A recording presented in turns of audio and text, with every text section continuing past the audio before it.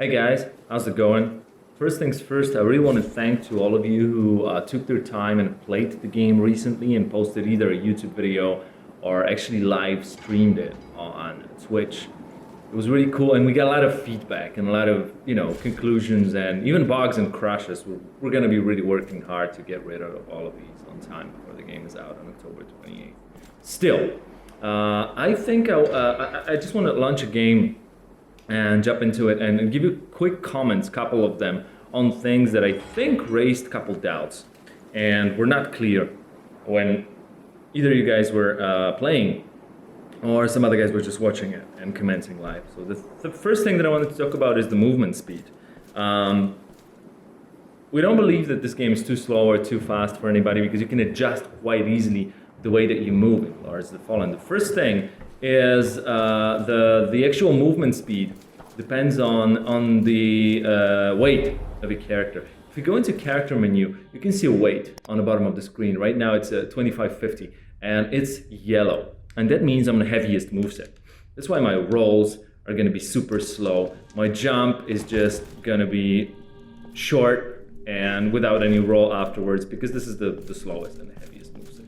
If I switch to a different moveset, like for example, if I wear a rogue armor, for example, and change my weapon to something lighter, like needles, for example, and I'll also take the shield out, it blocks the view a little bit, I want you guys to see everything. I'm gonna be way faster. I can move very, very nimble. My jumps are very long. And also, what is really important, and this is also something that is very important for a lot of people who use rolls and the heaviest moveset while fighting, and wonder why it's not as effective as the fastest moveset. Let me show you this. Let me just attract the attention of this guy in here. I wanna aggro this hound in here, not aggro his Beastmaster. So there we go. Come on. You'll notice that when my camera is focused on the opponent, when I roll around him, these rolls are actually more of a circle direction. Your character is moving slightly around the opponent, whereas at the heaviest moveset, let me just switch back to the heaviest moveset that we have. Symmetry armor, for example. Let's grab a shield and let's grab some heavier weapon like this one. Whereas rolling this way is way more of a straight line, as you can see in my roll. And that means that a lot of people will find it way, way, way different and maybe even more difficult to roll away out of the attacks with the heaviest gear because you're not rolling around the opponent like you would with the lightest gear. One next thing that I wanted to touch on. Now, let's move on into the weapons itself. The movement speed of the weapons is totally independent from the, alright, go on, whatever. It's totally independent from the movement speed. So I can of course have a heavy weapon. Let me just, there you go. I can whirl wind attacks with a heavy hammer, with a great hammer. This is a unique feature of that weapon, unless the book, yes. And if I switch the weapon into something very, very light, let me just see, needles, for example. This is a good example. They move way faster. You can also try to do some very, very fast attacks like this. And what is important, it's totally independent from the actual movement speed. I'm still very, very heavy roll, but I can move way faster. And even to push that further, you will notice that apart from the fact that we have like 10 different weapon movesets, each one of these can still have modifiers on top of that, like each single instance of a weapon. So for example, we have these needles in here. And let me just go into, there you go. And these needles have, you will see around the middle of the card of the weapon, you will see attack speed, and it says 110%. If we move into, I think I have a different set of, there you go. I also have Sting. And this weapon has 90 attack speed. And if I switch from one weapon to another, you will notice that whereas the needles, they're quite fast. If I switch to let me just real quick, yeah, there you go. This is the Sting. They're slower. I mean, it's not very, very noticeable, but they still are slower. So even within each type of weapon, you still have differences between these. And one last thing before we move on to another set of topics. Magic. Some people are wondering what's the difference between spells and gauntlet. It's quite simple, at least from the get-go, the way that we wanted to design it. We wanted gauntlet to be a magical weapon, but a ranged one. So gauntlet is like a representation of ranged attacks in Lords of the Fallen. You can shoot projectiles, you can shoot like a shotgun, like, do I have a consumable for magic? I'm out of these, so let's just wait until it generates. And there you go. You can shoot oh, this is a fire gauntlet. So you can actually, if I craft my blast type of gauntlet with fire, it's gonna start breathing fire. Quite cool. And you can also throw a grenade. I don't have magic for this right now, but it's just thrown and explodes apart. I mean, unless you actually craft it, it might become like even a turret. I've crafted it with magic. This is what it does. So gauntlet is a ranged magical weapon. This is what it's responsible for. Whereas spells are something else. Spells are a class type of playstyle, sort of dependent magic and supernatural powers. They're sometimes ranged or projectile. They're sometimes buffing you. They're sometimes just lowering defenses of the opponents, and so on and so on and so on. Sometimes regenerating your health. I think I have, like the shelter spell that I have equipped right now, it will regenerate my health. And this is all in here in a character development. There are 3 spell trees for each 3 playstyles, which we call classes, of course. I am a cleric or solace type of supernatural skills. Right now, on the New Game Plus, I can unlock either one of the remaining 2, and on New Game Plus Plus, I can unlock the 3rd one. And just in case you guys are wondering, Lords of the Fallen is not featuring an endless New Game Plus system. The game actually ends after completing New Game Plus Plus. So you can play the game through. You can play through a game 3 times, and then you need to create a new character slot. All right, let's move on to the next topic.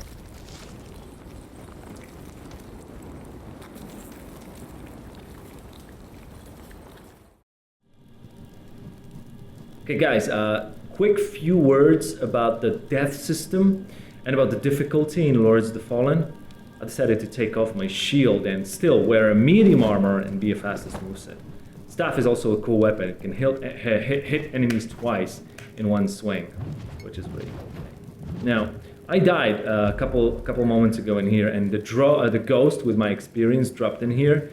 And the first thing that I wanted to say, and it might be unclear for some people, the time that it takes before your ghost starts leaking the experience depends on the amount of the experience multiplier that you had. So the higher the multiplier, the longer it takes for the ghost to start leaking. It's going to probably start leaking in just a second. You can see the ghost icon on the left side of my screen. It just started leaking now. Also, there's a buff icon just above my health bar that appears when I get into the vicinity of the ghost. What this buff actually does, it does 3 things for all the 3 bars of your character in here on the HUD. The first thing is it introduces a health regeneration, and it also increases the regeneration of both energy and magic. So this is a really cool thing. Apart from that, of course, you can use the ghost to your advantage if you want to. You can pick up your XP if you don't want to lose it. You won't be able to pick up your multiplier though, but you can also use it tactically and restrain from picking it up, and it is going to give you a buff in a battle, as you know already, increasing your regeneration and making you more effective in a fight. Let's actually pick it up, and let's kill this guy first. Or no, the other guy's probably going to be more important for now. This is a variation of the fast and agile opponent. Ouch, ouch. Alright, let me see if I can hit both of them. For a moment I could, good. Alright, not bad. Alright, let's try to heal first. And then, what I wanted to do is to stun lock this guy. What is important is there is a perfect timing window for each of the attacks for each of the weapons in the game. So it's not like only for short weapons and the combos that you want to pull off. There's a perfect timing window. It actually works for all the weapons. Why? Because if you hit a perfect timing window, the next attack of your weapon consumes less energy. It's a very skill-based tactics. And talking about the difficulty, it's also very important. We understand that for some people, fighting with a heavy build character builds might feel or look like an easier way to play Lords of the Fallen, but since this game does not feature a difficulty choice at the beginning, we wanted to make that work in a little bit more organic way. So what we decided to do is to invest in warrior playstyle as the one that requires you to choose your attributes and choose the stats of your character wisely. That type of management, while playing the nimble and fast character, is all about the manual skills. So I think that's why some of the people might consider one of these easier or tougher, and especially for the guys who feel like they're more experienced with a fast and skillful kind of playing. Right, let's move on to the next topics.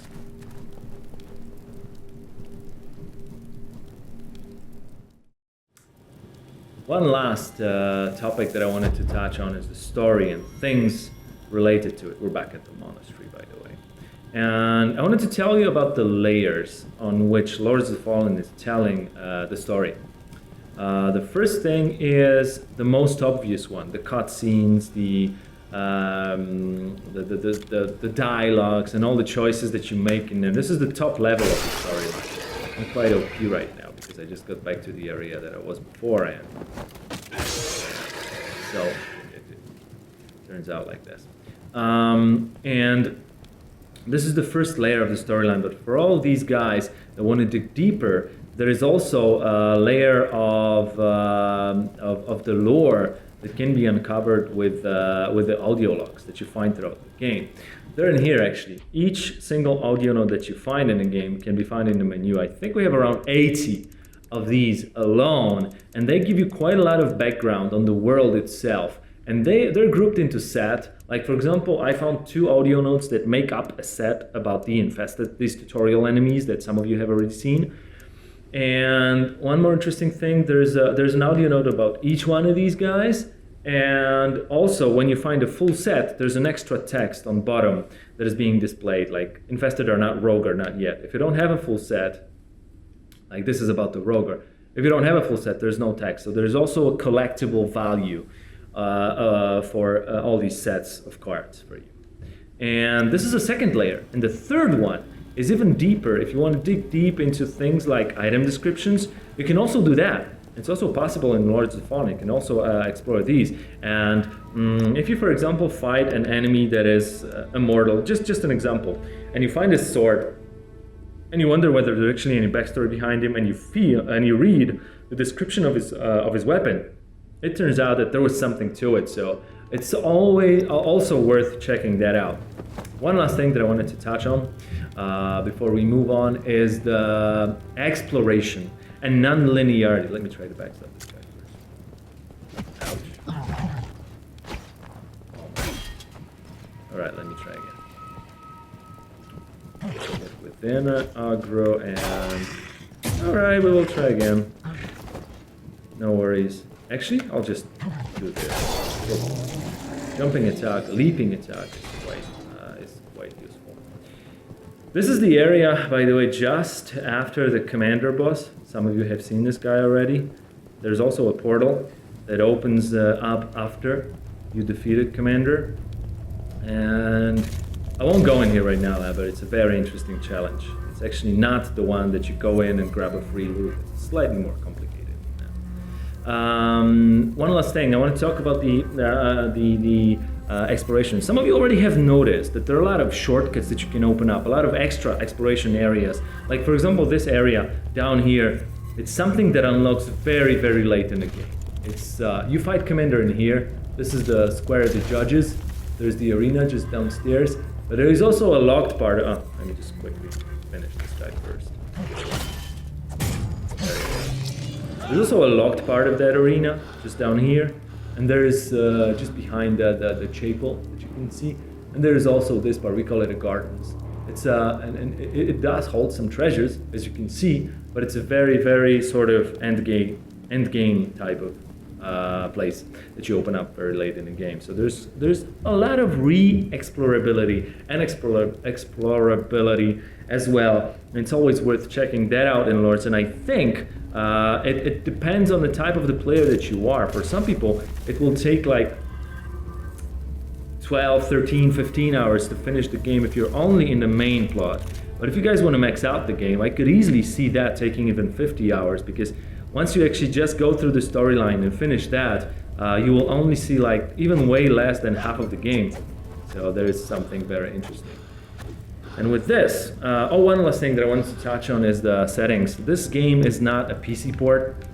The PC version of the game is being developed on parallel with all the extra things. So you can customize your controls. You can even do a lot of graphical settings in here, as you can see. So we wanted to make sure that the PC version of the game that doesn't feel like a straight port from the consoles, which is not. In this case, it's been in development from the very beginning with all the other PlayStation 4 and Xbox One versions. Thanks a lot, guys. That was a very quick sort of reactional video from me. My name is Tomasz Kopp. I'm an executive producer on Lords of the Fallen. I just wanted to give a couple details in case you were wondering about these tiny tidbits of extra things about mechanics or lore, storyline exploration in Lords of the Fallen, and secrets. We got a lot of them. Thanks a lot, and catch you guys later. I'll be trying to follow you on YouTube and Twitch. I'm really interested in what you guys think about the game once it's out, 28th of October, 2014. Thanks, and take care. Cheers.